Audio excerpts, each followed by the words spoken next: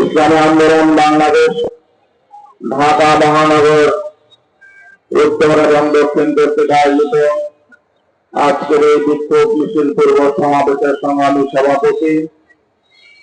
উপস্থিত ইসলামী আন্দোলন বাংলাদেশের কেন্দ্রীয় নেতৃবৃন্দ, ঢাকা মহানগরের নেতৃবৃন্দ, সাংবাদিক বন্ধুগণ ও আমার বিক্ষুব্ধ প্রান্তীয় ভাইরা, আজকে এই প্রোগ্রামের মূল বিষয় হল আমরা যে প্রত্যাশা নিয়ে জুলাই অভ্যুত্থান ঘটিয়েছি, জুলাই বিপ্লব যে প্রত্যাশা নিয়ে সংগঠিত হয়েছে, সেই জুলাই বিপ্লবের প্রত্যাশার আলোকে একটি সকল দলের সমন্বয়ে একটি সনদ তৈরি হয়েছে। আগামী দিনে যাতে সঠিকভাবে রাষ্ট্র পরিচালিত হয়, সেজন্য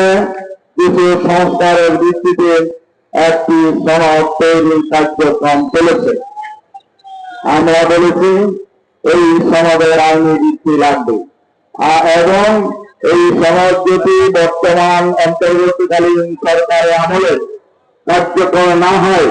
তাহলে যারা আগামীতে ক্ষমতায় আসবে তারা তা কার্যকর করবে না।